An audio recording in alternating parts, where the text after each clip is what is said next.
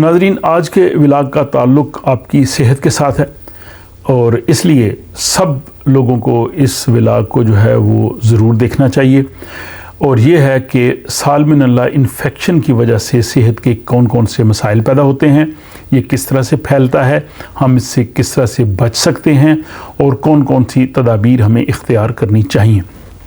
اس سے پہلے بھی 2-3 ولاگ جو ہے وہ آپ نے دیکھے جو سویڈن میں انڈوں میں جو سالمنیلا کی انفیکشن کے پھیلاؤ کے حوالے سے تھے، اور اس حوالے سے جو اس وقت کی اہم معلومات تھیں۔ تو ابھی جو موسم بہار اور گرمیوں میں یہ جو سالمنیلا کی انفیکشن ہے وہ زیادہ پھیلتی ہے، اور اس حوالے سے یہ اس موقع پہ اس ولاگ کا جو ہے وہ پیش کیا جانا بہت ضروری ہے۔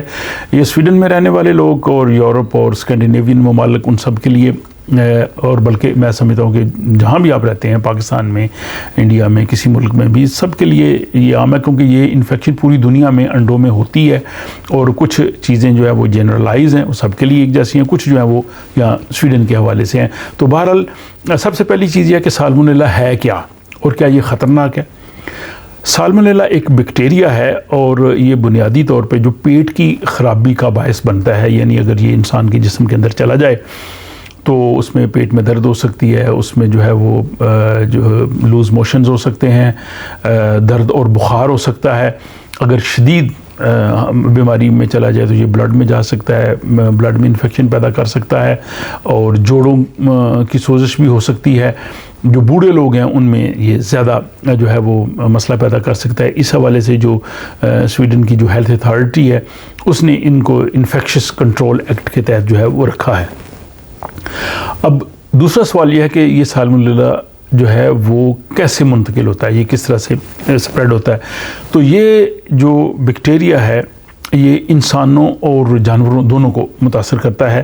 زیادہ تر یہ جو ہے وہ کچا گوشت، انڈے اور چکن، ان کے کھانے سے جو ہے وہ منتقل ہوتا ہے، لیکن بعض اوقات یہ سبزیوں اور جو بیریز ہیں جیسے بلو بیریز اور اسٹرابیریز وغیرہ، یہ وہ بیریز کے ذریعے سے بھی جو ہے وہ انسانی جسم کے اندر آ جاتا ہے۔ ہیومن ٹو ہیومن ویسے یہ ٹرانسفر نہیں ہوتا، لیکن اگر کسی شخص کے ہاتھ آلودہ ہیں، اس کے ہاتھوں میں یہ بیکٹیریا لگا اور وہ کھانا بناتا ہے اور وہ آپ کھائیں تو تب یہ منتقل ہو سکتا ہے۔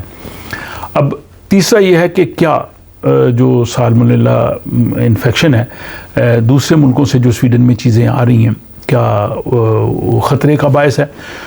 تو سویڈن میں جو چیزیں پروڈیوس ہوتی ہیں ان میں سالمنیلا وہ ٹوٹلی فری ہوتا ہے، لیکن جو دوسرے ملکوں سے یہاں پہ چیزیں آتی ہیں ان میں سے یہ ہو سکتا ہے، اور پہلے بھی ایک دفعہ یہاں پہ انفیکشن ہوئی تھی اور تقریباً 79 لوگ جو ہے وہ اس سے متاثر ہوئے تھے۔ اب جو اسکینڈینیوین ممالک ہیں، بلکہ نارڈک ممالک ہیں، Finland, Sweden, Norway, Denmark وغیرہ، ان میں جو یہاں پہ انڈے پیدا ہوتے ہیں، چکن پیدا ہوتا ہے، یہ ٹوٹلی فری ہوتا ہے، اس میں کسی قسم کا نہیں ہوتا۔ لیکن اگر باقی ملکوں سے جو آ رہے ہیں ان میں ہو سکتا ہے، اور اسپیشلی اگر لوگ جو ایسی جو ڈش بناتے ہیں جن میں کچے انڈے استعمال ہوتے ہیں، تو کچے انڈوں کی صورت میں جو زیادہ جو ہے وہ امکان ہوتا ہے کہ یہ چیز آگے پھیلے۔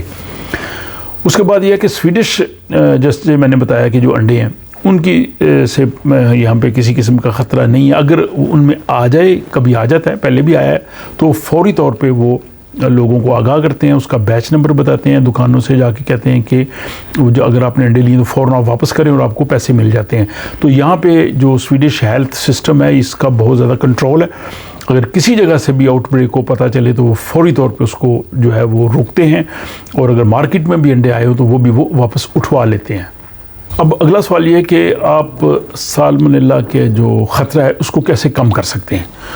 تو سالمنیلا کا جو بیکٹیریا ہے یہ کافی سخت قسم کا جراثیم ہے، یہ بہت جو ہے وہ کم ٹیمپریچر پہ اور ہلکے گرم ٹیمپریچر پہ بھی جو ہے وہ برداشت کر سکتا ہے، لیکن اگر آپ اس کو اچھی طرح سے پکائیں تو پھر یہ مر جاتا ہے۔ لیکن اگر آپ انڈوں وغیرہ کو باہر سے دھوئیں تو باہر سے دھونے سے وہ یہ ختم نہیں ہوتا، تو اس لیے جو انڈے وغیرہ ہیں وہ کہتے ہیں جی کہ وہ کچے یا کم پکے نہیں کھانے چاہیے۔ اگر آپ 65 ڈگری تک ان کو پکا لیں تو پھر یہ بیکٹیریا جو ہے وہ مر جاتا ہے۔ لیکن جو انڈے سالمنیلا فری ہوں ان کو تو آپ کھا سکتے ہیں، ان کو جو ایسی بعض ڈشز بنتی ہیں جن میں کچے انڈے بھی ڈالے جاتے ہیں وہاں ڈال سکتے ہیں۔ لیکن یہ بات ہو رہی ہے کہ اگر کسی وجہ سے آپ سمجھتے ہیں کہ شاید اس میں ہو، تو پھر اس صورت میں جو انڈے جو ہیں وہ اچھی طرح پکا لیں، زردی جو ہے وہ کچی نہ ہو۔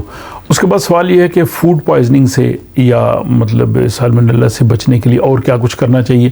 تو اس کے لیے یہی ہے کہ جو حفظان صحت کے اصول ہیں، ہائیجین ہے، ان کا خصوصی طور پہ خیال رکھنا چاہیے۔ جو گرمیوں میں اسپیشلی، کیونکہ گرمیوں کے موسم میں جب ٹمپریچر زیادہ ہوتا ہے تو جراثیم کی نیچرلی گروتھ جو ہے وہ زیادہ ہوتی ہے، اور کھانا زیادہ دیر جو ہے وہ باہر نہیں رہنا چاہیے، اور کھانے کو جو ہے وہ بعض لوگ نیم گرم کرتے ہیں، پھر رکھتے ہیں، پھر گرم کرتے ہیں۔ آپ اتنا کھانا نکالیں جتنا آپ نے کھانا ہے، اس کو گرم کریں، اور باقی کو فوری طور پہ جو ہے وہ فریج میں ہونا چاہیے۔ اس میں ہاتھوں کی صفائی بہت ضروری ہے۔ اس میں جو کٹنگ بورڈ ہیں اسپیشلی کچن میں، ان کا جو ہے وہ جو کچے گوشت کے لیے الگ ہونے چاہیے، باقی جو سبزیاں وغیرہ ان کے لیے الگ ہونے چاہیے۔ جو آپ ایک ہی اگر کٹنگ بورڈ استعمال کریں گے گوشت کے لیے، سبزیوں کے لیے، باقی چیزوں کے لیے، تو اس سے زیادہ خطرہ ہے۔ اسی طرح وہاں پہ جو صفائی والی چیزیں ہوتی ہیں، فوم اور تھراسے وغیرہ، ان کو جو ہے وہ چینج کرتے رہنا چاہیے، وہ صاف ہونے چاہیے، کیونکہ کچن سے، ہاتھوں سے یہ جو ہے وہ سالمنیلا جو ہے وہ زیادہ جو ہے وہ پھیلتا ہے۔ تو مجھے امید ہے کہ سالمنیلا بیکٹیریا کے حوالے سے جو امپورٹنٹ انفارمیشن ہے وہ آپ کے لیے جو ہے بہت مفید ہوں گی۔ اس حوالے سے اپنی رائے ضرور بتائیے گا، اور اگر آپ سمجھتے ہیں کہ دوسرے بھی ان معلومات سے فائدہ اٹھائیں تو آپ دوسروں کے ساتھ بھی اسے شیئر کر سکتے ہیں۔ اپنا خیال رکھیے گا، اور اگلے ولاگ تک کے لیے مجھے اجازت دیجیے۔ اللہ نگہبان۔